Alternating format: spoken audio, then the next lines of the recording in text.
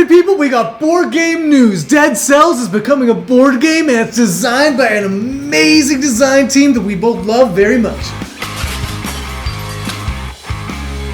What's happening, party people? Welcome to Bunch More Party. My name is Daniel, this is Father Greg, and we're doing something that I used to do a long time ago on the channel, and this is the first time that I'm dragging Father Greg into it. Oh boy. And he's coming kicking and screaming. So if you watched early videos, you'll recognize this sweater. Wait, what? Hold on. What are you talking about? This is the sweater I would wear whenever I would do news updates and videos about new board games coming out. You had a new sweater? I watched all your old videos. I have no idea what you're talking about. You would have seen this sweater in those videos. Good lord.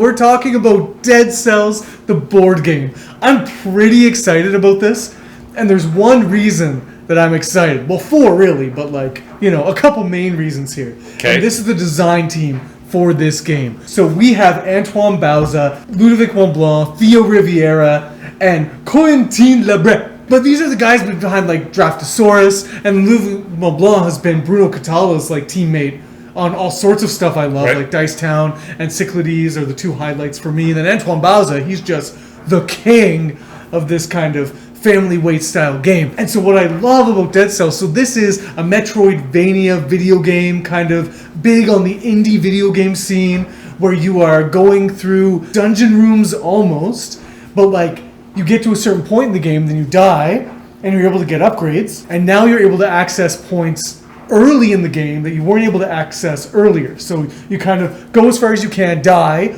mutate, or get advancements, start from the very beginning, but then you can do new things now based on your knowledge and based on your abilities and your experience. And so they're transitioning this experience from a video game into a board game. And I'm quite excited to see how this is going to work. What are your initial impressions when you hear about Dead Cells, the board game, Father? Yeah, I have no initial impressions. Dan told me about it, and he said Ludovic Maublanc. I was like, oh, okay, cool. I like him. And they said Antoine Bauza. I was like, yeah, they're a good team. You're right.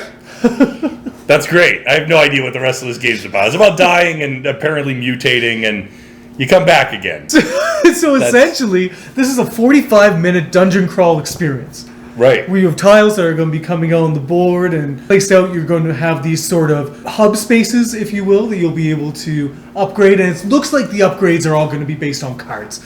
And it's going to be sort of like a deck building mechanic that you use as you go through the dungeon. So a deck building dungeon crawl, I think Thunderstone Advance might have had that flavor a bit.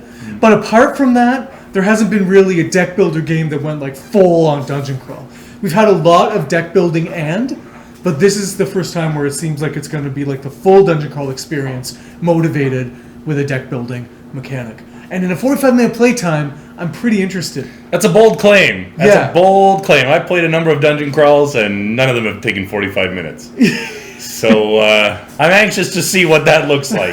Because, I think that's part of the struggle, right? You want a kind of if I'm doing a dungeon crawl, I want something kind of I want to power up my character. I want to improve them and get better over time. Yes. Can you do that in 45 minutes? Yeah, well, how long are these runs going to take? So in the video game Dead Cells, there's only one beheaded. And this is kind of a divergence for the board game, is that you're going to have 4 playable beheadeds that you can choose from.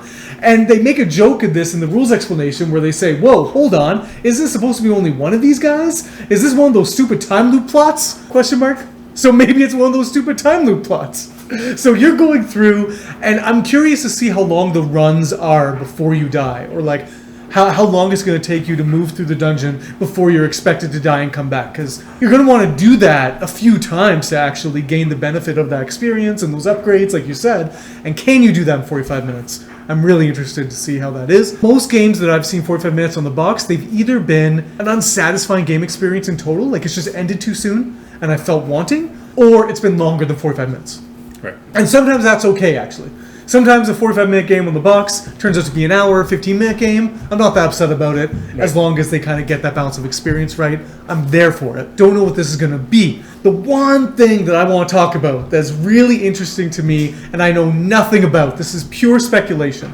This is the same design team as Arceus, which was kickstarted back in 2019, and still hasn't really shown up anywhere. And this was a dungeon crawl, 45 minutes to an hour, the whole shebang. Like this is essentially like this same style of game, and now the same design team is coming out with a new one based on a cool IP that people are excited about.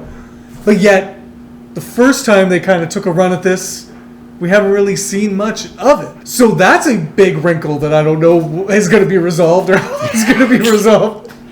Okay. So that's interesting to me about what happened to Arceus. Is this like from the sort of like footprints of that? Is this from the same DNA as that? Sounds like it might just be the same game. I don't think so. I'm not willing to speculate that far. Whoa.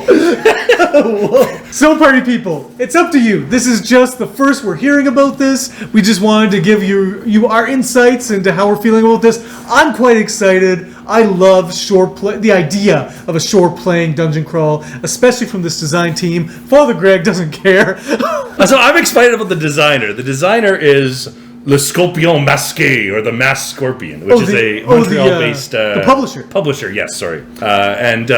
The publisher is responsible for some good games I like. A Decrypto, namely. The Turing Machine, which is a game that came out just last year, which received some pretty positive buzz. A nice little deduction game, a really kind of weird, like heavy deduction game. But they described Le Scorpion Masqué, the Masked Scorpion, as he travels around the world looking for new adventures. As a hero with no fear, he fights bad humor and spreads joy wherever he goes. And he goes everywhere. That's their mascot? That's like the publisher. The publisher is the Masked Scorpion. Like, you don't understand.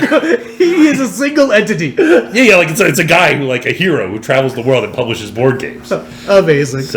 Okay, so this is all thumbs up. This is going to be amazing. Yeah, I mean, I can only assume so. Party people, let us know down in the comments below what you think about this news. Is this a game that's exciting you? Are you here because you're a fan of the video game? Are you here because you're a fan of board games, this design team, or this masked publisher? Scorpion, baby. I'm afraid of him. I don't want Let him us showing up at my door. know down below. If you like this video and you want to see more, please subscribe to the channel, like the video, and until next time, party people, Have a good day. This is pretty good. As good as we're going to get there.